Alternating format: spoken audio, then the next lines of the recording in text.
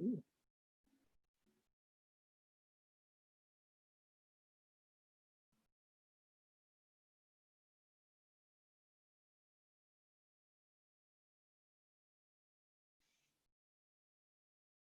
Yeah, okay. Should be on there now. Ziggy, you're on YouTube. Quiet. It's my dog. Sorry.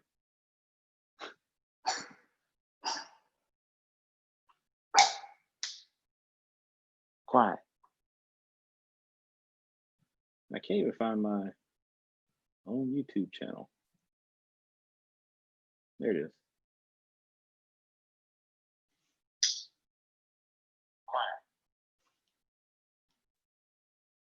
Okay.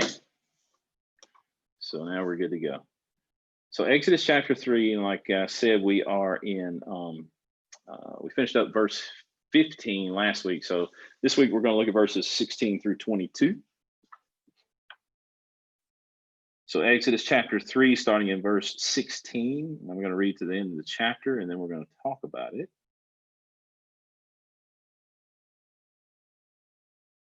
I'm in Exodus 2 there. There we go. All right. So Exodus 3, starting in verse 16. It says, "Go and gather elders of Israel together and say to them," and remember, this is God talking to Moses here, telling him what he is to do. It says, "Go and gather the elders of Israel together and say to them, the Lord, the God of your fathers, the God of Abraham, of Isaac, and of Jacob, has appeared to me, saying, I have observed you and what has been done to you in Egypt. And I promise that I will bring you up out of the affliction of Egypt to the land of the Canaanites, the Hittites, the Amorites, the Perizzites, the Hivites, I can't speak tonight, sorry, and the Jebusites, a land flowing with milk and honey. And they will listen to your voice, and you and the elders of Israel shall go to the king of Egypt and say to him, the Lord, the God of the Hebrews, has met with us. And now, please let us go a 3 days journey into the wilderness that we may sacrifice to the Lord our God. But I know that the king of Egypt will not let you go unless compelled by a mighty hand. So I will stretch out my hand and strike Egypt with all the wonders that I will do in it. After that, he will let you go. And I will give this people favor in the sight of the Egyptians. And when you go, you shall not go empty, but each woman shall ask of her neighbor and any woman who lives in her house for silver and gold jewelry and for clothing. You shall put them on your sons and on your daughters, so you shall plunder the Egyptians. Okay. So more of this commission to Moses here, as God is telling him what he's going to go do.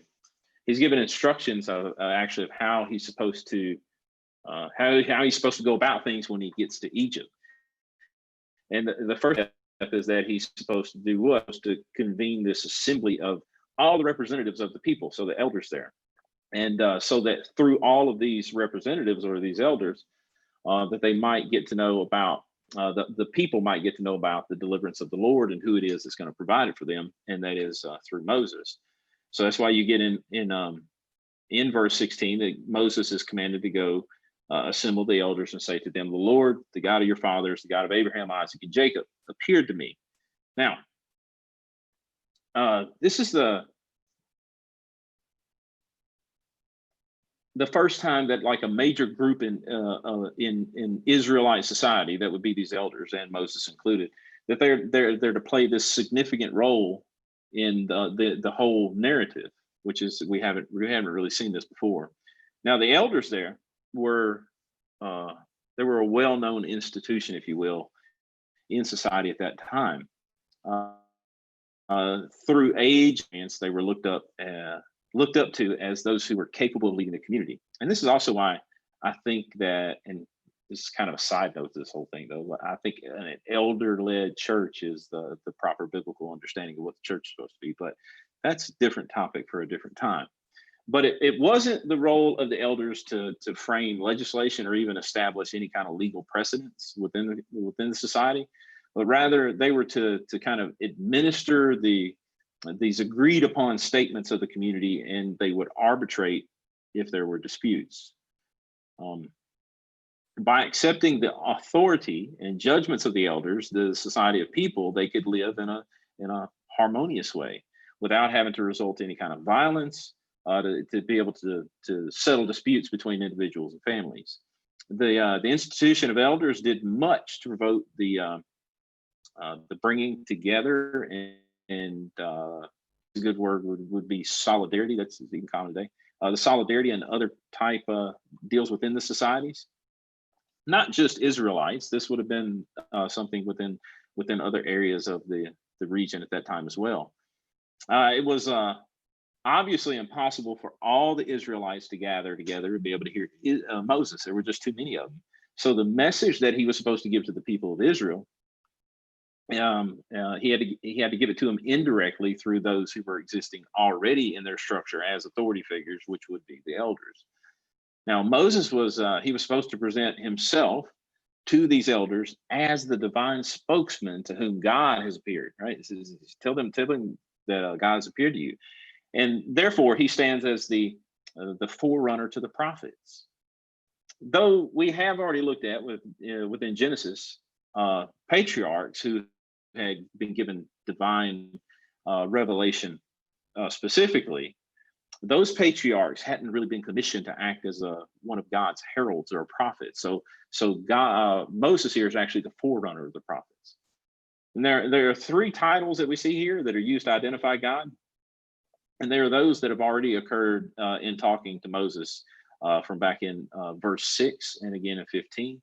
Although here, where we see in verse 16, in addressing a group of people, the title used is naturally God of your fathers. That is, forefathers generally, rather than father, as we saw in verse 6.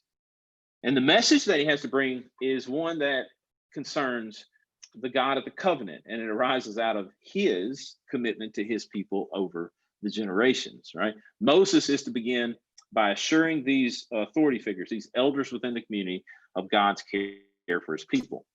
In the message that God sent him to give to them, he was supposed to start by saying, what?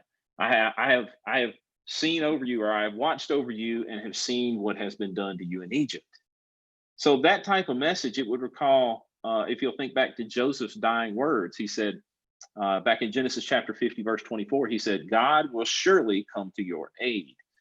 Where we have the exact same verb that we have here translated as watched over.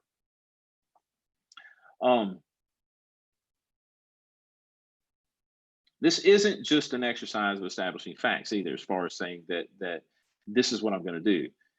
In words that I think you could look back on to verse 8 and maybe reminisce over, the Lord tells them that he is aware of the promises that are in the covenant that he had made with Abraham. And he presents this to them as a focus for their hopes. Right. Verse 17, it says, and I have promised to bring you up out of your misery in Egypt, into the land of the Canaanites, Hittites, Amorites, Perizzites, Hivites, and Jebusites, a land flowing with milk and honey. Now, the word misery there is the same word that we saw back in verse 7. And the covenant promise is substantially repeated from verse 8. So Moses is given the encouraging information where it says in verse 18 that the elders of Israel will listen to you. So not only is Moses supposed to give them this message and God tells him what to say, but he's also told by God that the elders will listen to you, right? He had been worried about the reception that he would get from his own people, but he had it rather. But their initial reaction was favorable, which we're going to see in chapter 4, verse 31. However, that was only the beginning. The main problem Moses would have to contend with wouldn't be the reaction of his own people. That wouldn't be the reaction that he'd have to worry about, but rather the reaction of Pharaoh.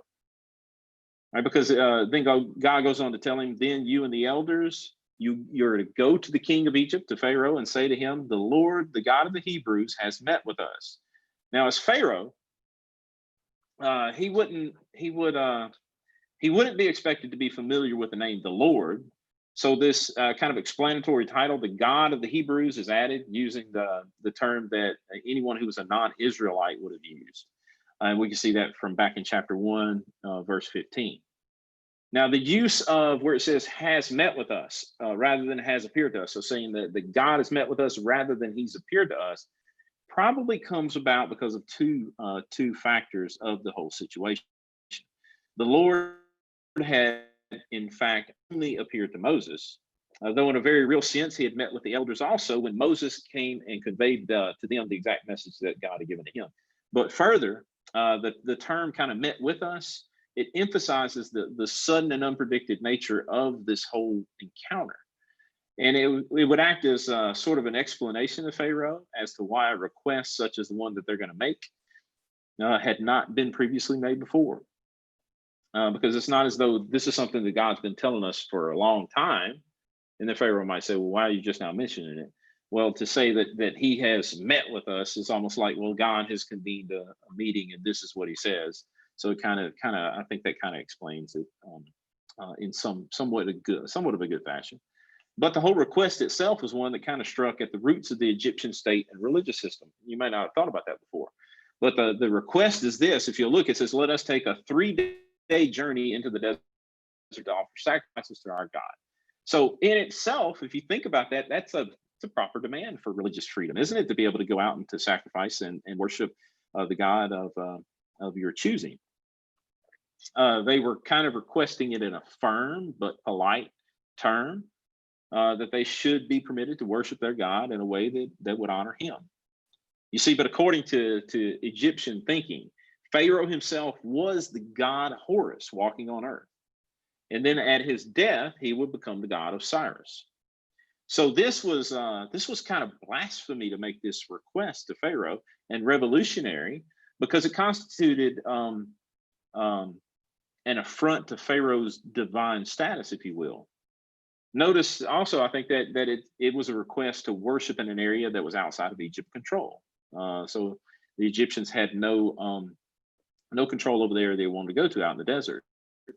There was no specific place mentioned as their destination. And on a side note, it couldn't have been Sinai. It couldn't have been the holy mountain where Moses had met with God, because that's more than a 3-day journey from Goshen where they were. But it does involve leaving Pharaoh's jurisdiction, if you will, out into the desert and getting away from what he had control. So if they would have asked to offer, or they would have asked to be able to worship within Egypt, that probably wouldn't have been such a problem for Pharaoh, because that could have been seen as a way of he could put it this way. He could say that I, Pharaoh, a superior God, I'm condescending to allow this worship of a lesser God. All right, but no, they're asking to go outside of the city, outside of Pharaoh's control. And then I think becomes more problematic to Pharaoh than any other request. So sometimes it can be argued, though, that this initial approach to Pharaoh was something less than a totally frank, and it didn't represent the demand for the Israelites to leave Egypt. However, I think it did pose fundamental problem of who was to have control over Israel. Right? It set out the demand for a basic human freedom to be recognized, freedom of worship. It equally set out the demand for recognition of divine rights. Now, Pharaoh is being challenged at his own claim to be a god, and is being called on to recognize the God of the Israelites and his authority, not just over Israel, but also over Egypt and Pharaoh himself. So this is introducing an agenda, which is worked out in the following chapters that we're going to see. However, the Lord's purpose for his people, it won't go unchallenged by the representative of the world power that has enslaved them. Notice verse 19. But I know that the king of Egypt will not let you go unless a mighty hand compels him. Now, a mighty hand there, of course, is the action of God himself. Egyptian texts often speak of the strong hand of Pharaoh and describe him as the possessor of a strong arm. So when the Lord is described as having a mighty hand, and not only here, but it's also going to occur in chapter 6, 7, and 15, it's deliberately contrasting the Lord and Pharaoh. So the verse also raises the issue of the relationship between divine knowledge and determination and human freedom and responsibility. Now, we won't get into that so much here, but we'll talk about that more when we get to chapter 7. But here specifically, however, the Lord is pointing to a feature of the king's character, indeed of the whole political and religious system of which he was the embodiment. They would stubbornly refuse to let the Israelites go. It wasn't just that they were determined not to lose a valuable economic resource, because they were in the work that they had performed by the Israelites. Yielding to the religious claims would the religious claims embodied in the Israelites' request would undermine the whole religious and social philosophy on which Egypt had been founded. Right? Only force and overwhelmingly external compulsion is basically what God has said here. Only that would lead Pharaoh to act in the way that the Lord required. Now, opposition to the Lord's purposes leads to the prolonged contest to demonstrate who is really in control of Egypt. Is it Pharaoh, who considers himself God, or is it actually the God of Abraham and Isaac and Jacob? In verse 20, it says, "So," and this is God speaking, "I will stretch out my hand and strike the Egyptians with all the wonders that I will perform among them." So the Lord's going to act awful powerfully. Now, the wonders, also, we're going to see that in chapter 34, points to events that go beyond what is normal or expected, and which by their difficulty lead to a reaction of awe and astonishment in those who see them done. For there are other words also that are used kind of in line with this. Like I said, you have wonders, signs, and acts of judgment. Now, the strike, however, I think is something that's kind of interesting here. It indicates, I think, more than just a cause to be maybe wonderstruck. Some people might say that that's the idea, but I think that the better use of it is that the word strike there is used of like hitting with a blow. Back in Genesis chapter 8, it was used, the same word there was translated destroy in describing the impact of the flood. So God is going to act in judgment against the Egyptians through these wonders, which is what we will see when the plagues occur. He will let you go. Right? When the superior God, the superior power of God has made an impact on Pharaoh and the Egyptians, then the king will reverse the decision that he's going to make initially. And of course, the first decision is, no, I'm not going to let them go. But then after the plagues come, then he reverses that.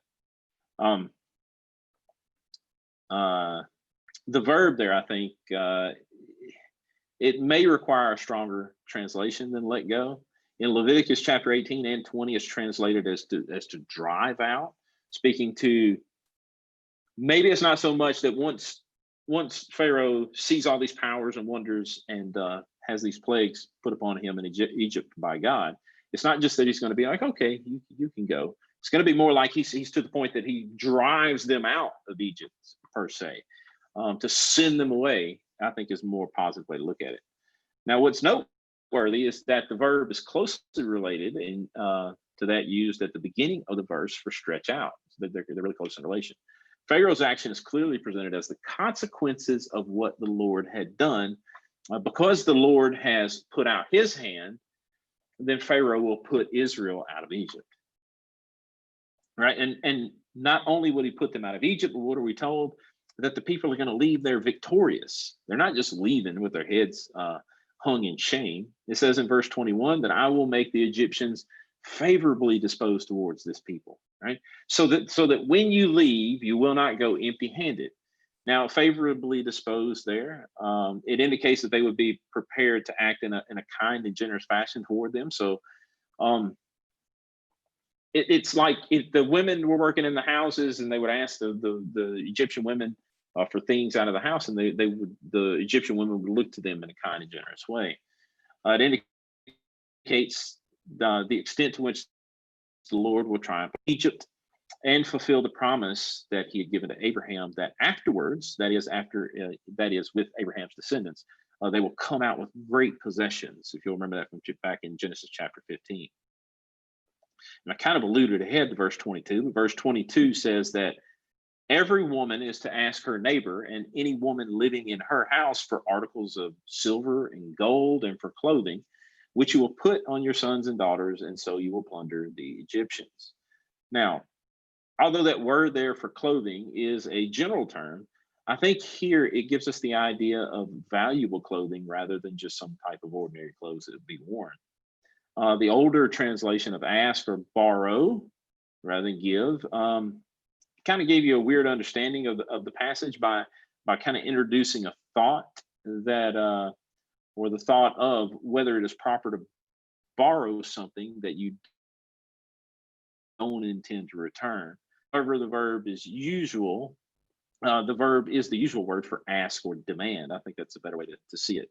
So what the Israelites were being given was actually the wages that they should have received for the work that they were had been forced to do while they were employed, if you will. I don't know that you use that word, enslaved by the Egyptians. So the scene is one in which there were Egyptians living in Goshen, where Israelites were, and also there would have been Israelite women forced to work as domestic servants throughout the entire land. And like I said before, perhaps that explains the emphasis on women here in this verse. That the men would have, they had been working in among public projects where they would have not had as much direct contact with ordinary Egyptians as the women would.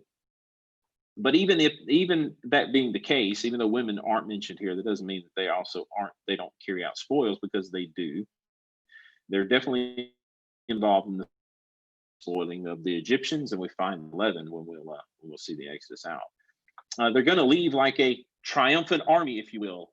All these plunders that they have, if they as though they'd won a war, and all of that because the Lord will have won victory over Egypt. Right? The prediction is going to be fulfilled in chapter 12, verse 36.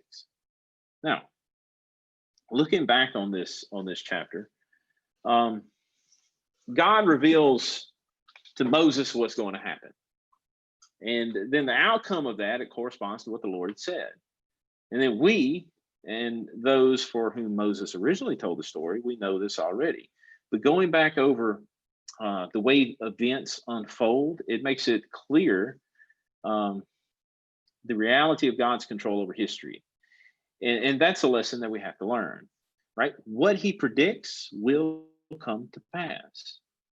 What is contrary to his plans will be decided by an overwhelming might. The events of human history develop in terms of their own inner logic, their own ways, and so forth.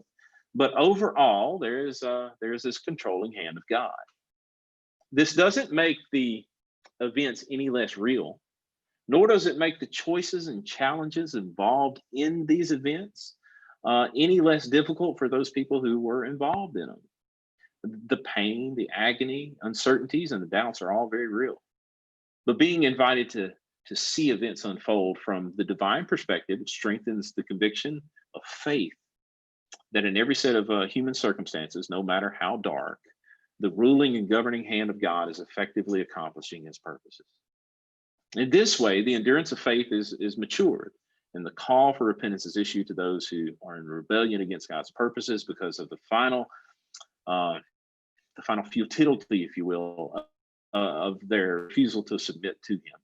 Now, above all other considerations, faith is able to persevere because it grasps the reality that is encapsulated in the divine name, the Lord, Yahweh, or Jehovah. And this points to the Lord's presence with his people, not only on an occasional, almost fortuitous basis, but as a matter of commitment. Not just any commitment, but a covenant commitment. Despite the shortcomings of the citizens of his kingdom, they have a promise from him that he will never go back on. And that promise is that I will be with you. And this plays out throughout the entirety of redemptive history. We see it from Genesis all the way to Revelation. If you can't see that in what we've studied in Revelation through Sunday mornings, I don't know what to say. We've seen that absolute commitment from God for his people, that he will be with them. Right? And I just want to quote from Isaiah here at the end. And Isaiah in chapter 43, verses 2-3 says this. He says, "When you pass through the waters, I will be with you. And when you pass through the rivers, they will not sweep over you. When you walk through the fire, you will not be burned. The flames will not set you ablaze. For I am the Lord, your God, the Holy One of Israel, your Savior. Now, what do you all think about that? Do you have any questions about it? Well, Isaiah 43, what? 2 through 3.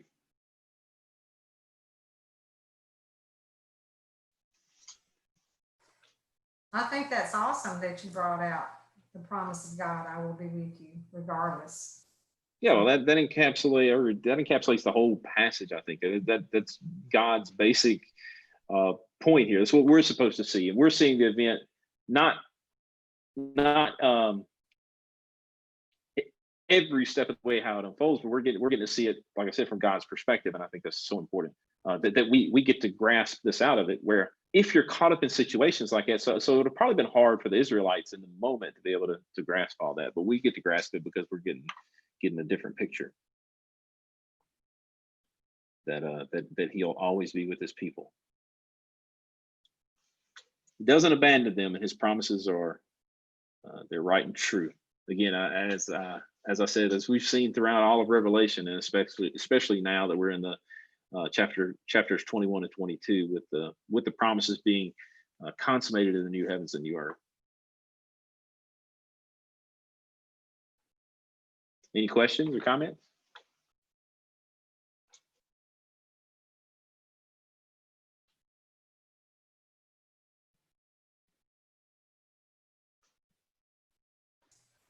Yeah. I can't tell if you're trying to hit the. Yep, she was.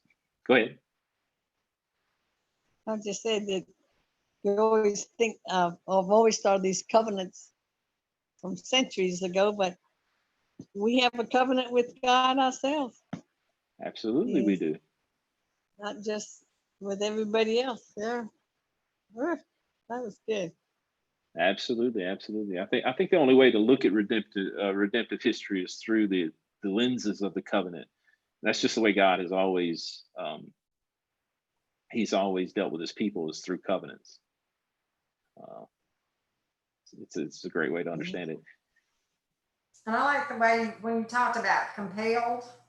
And I mean, if you just read it and skim over it, you just think that God's going to compel him to do something. But the fact that you brought out that Pharaoh was so hard-headed, and just like we are so hard-headed, that it takes a mighty compelling for us to do him to do things, and we're the same way today.